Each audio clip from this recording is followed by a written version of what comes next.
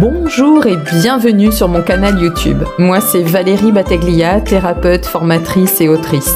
Je vous invite à vous abonner et à activer la cloche pour ne rien manquer des prochaines vidéos.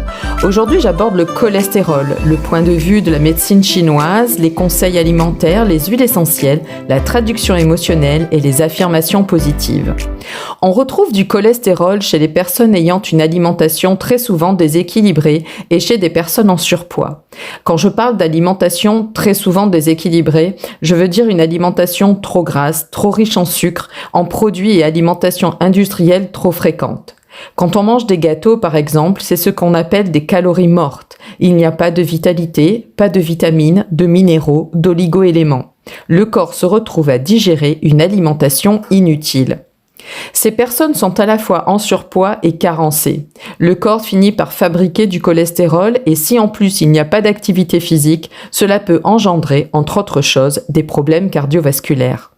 Le surpoids empêche une bonne circulation de l'énergie, du sang, des liquides physiologiques. Comme il y a une mauvaise circulation, toutes les toxines se stockent dans l'organisme. Une partie de ces toxines s'appelle le cholestérol.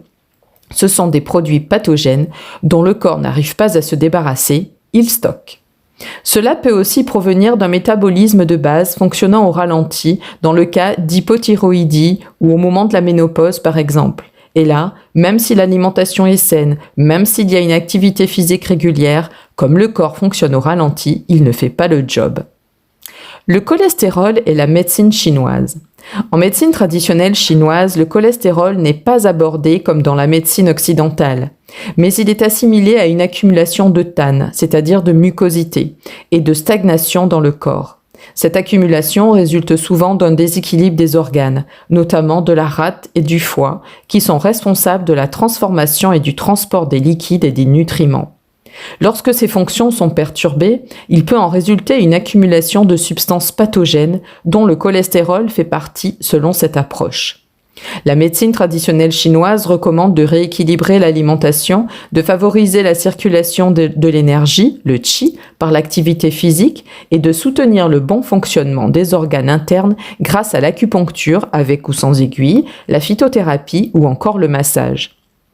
L'objectif est de dissoudre les mucosités, d'améliorer la circulation et de prévenir l'accumulation de toxines afin de retrouver un état de santé optimal. Je vous propose des consultations. Si vous souhaitez prendre rendez-vous avec moi, vous trouvez tous les liens utiles sous cette vidéo.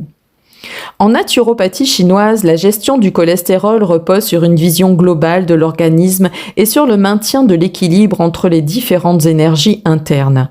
Plutôt que de cibler uniquement le taux de cholestérol sanguin, cette approche cherche à comprendre les causes profondes de son déséquilibre, telles que le stress, les émotions ou encore l'alimentation inadaptée. Les praticiens privilégient ainsi une alimentation riche en légumes de saison, la réduction des aliments gras et transformés. En complément, la naturopathie chinoise recommande des techniques de relaxation, des exercices de respiration ou encore des massages pour réguler le système nerveux et améliorer la circulation du qi, de l'énergie. L'objectif est d'agir sur l'ensemble du mode de vie afin d'aider le corps à retrouver de manière naturelle son équilibre et de prévenir les désordres liés au cholestérol. Je vous glisse sous cette vidéo une recette pour vous aider à faire baisser le taux de cholestérol. Du côté des huiles essentielles, là aussi je vous mets sous cette vidéo une recette.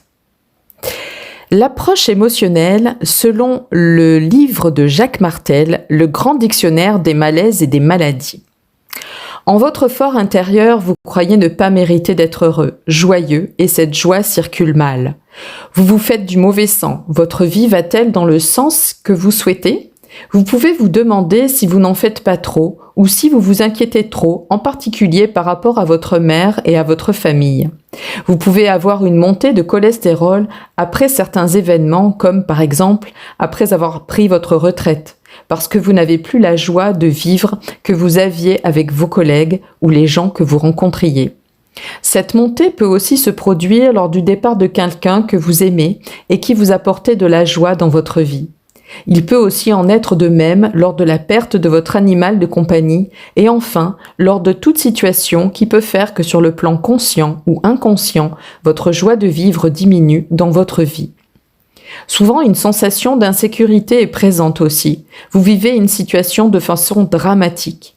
Ce peut être dans le cas où vous voulez réaliser un projet, construire ou ériger quelque chose qui vous tient à cœur et que vous ne pouvez avoir d'aide de personne.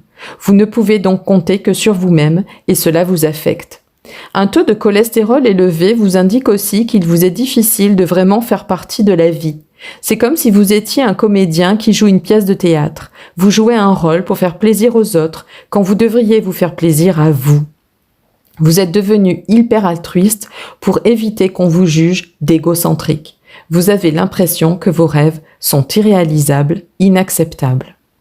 Les intentions positives qui peuvent vous aider dans votre quotidien. La joie circule en moi. Je réalise mes rêves. Je savoure chaque moment car je suis heureux. Je vous remercie d'avoir écouté cette vidéo. Si elle vous a plu, je vous invite à mettre un j'aime, à vous abonner au canal si cela n'est pas déjà fait et à activer la cloche pour ne rien manquer des prochaines publications.